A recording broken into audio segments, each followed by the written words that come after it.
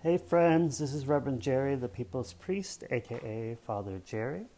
I'm recording on my iPad because I don't have my computer with me, and I also am coming to you this evening. It's nighttime, and I am currently in Minneapolis, Minnesota, the city of Prince. And I just wanted to give you a quick little update and a word that I've been reflecting on, a message. I was in South Dakota for 2 weeks at the beginning of July. I got to spend some time in the Black Hills, which are very sacred lands to the Lakota people, the first people of that area of Turtle Island. And then I spent quite a bit of time in Sioux Falls, South Dakota as well with a friend of mine.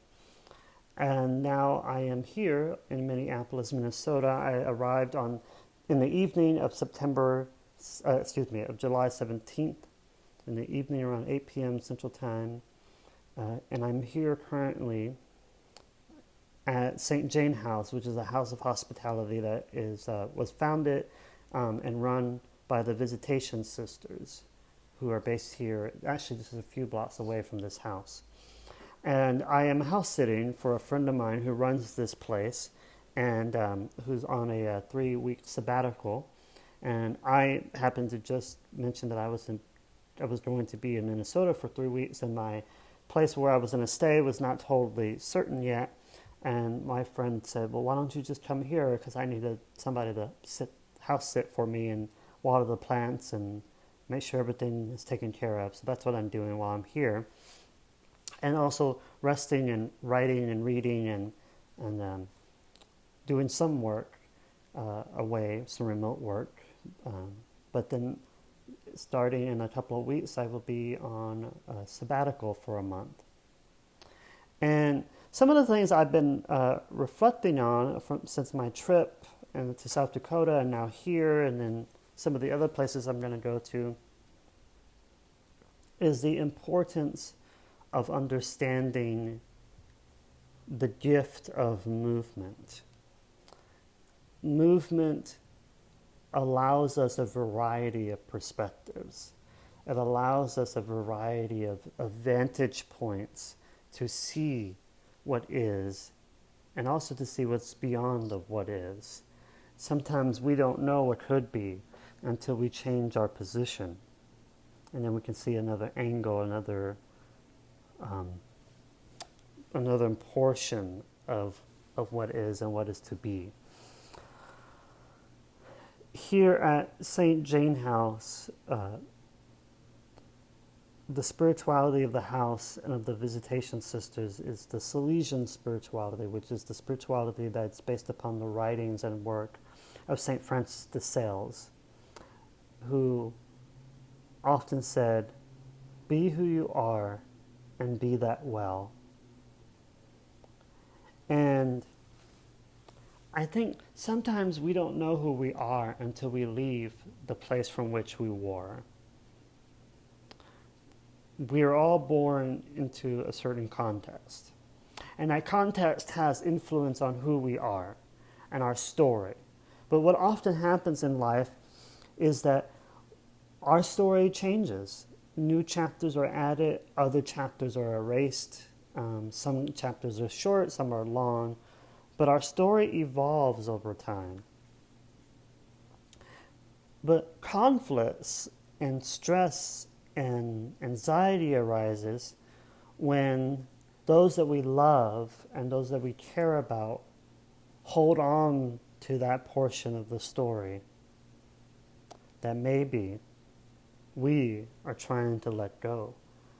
Oftentimes, the newness of God, the new beginnings that God is calling us to be, that good is calling us into, are held back because other folks that we care about are holding on to what was. But you don't normally recognize this until you move, until you leave that context and go to a different context, whether that be for a short term or long term. So I want you to embrace the importance, and I know during COVID it's difficult because there's a lot of regulations on where we can go and what we can do and how many people we can be around and all that. But that doesn't mean you can't change your vantage point, even just a little bit. Don't shy away from the new beginnings that Spirit is manifesting in your life. Don't shy away from the new chapters that God is trying to write with your life. Because these new gifts, these new talents, these new stories, these new chapters, new characters that are coming into the mix are all crucial for the next step in your journey.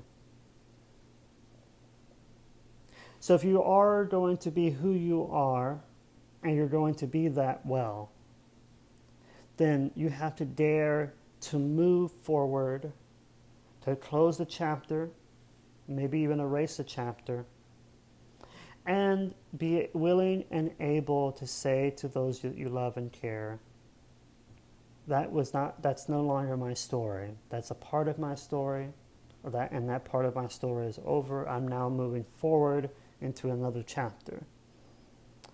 And then doing that, you will discover the newness, the creation that the Creator is trying to bring into your life.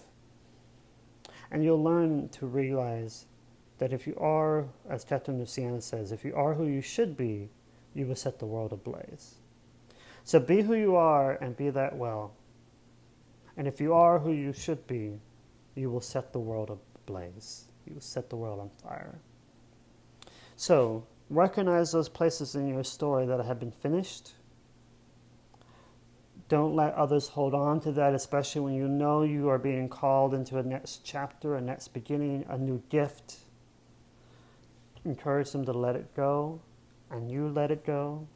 Close that door, walk into the next room, and begin to enjoy the effervescence of this new life, this new chapter, this new story, this new space that you're learning the boundaries of. And maybe you'll begin to see little embers being set off throughout the world. Be who you are and be that well. And if you are who you should be, you will set the world ablaze. Remember, dear friends, life is short. We do not have much time to gladden the hearts of those who journey with us. So be swift to love, make haste to be kind, and dare to be who you are. Be that well. Amen. Be sure to like, comment, and subscribe. When I'm on sabbatical, I won't be sending out a lot of videos, but I will be doing a few from time to time. And you can click subscribe below. You can also click here to subscribe. There's the most recent video, I believe, is here. And then there's a playlist here, or it might be switched around. I don't remember. And all the links to the People's Priest store, the website where you can make a donation, where you can find out ways to support, all of that is in the description below. And remember that you are loved, God delights in you, and don't shy away from the new beginnings that your life has in store. Amen.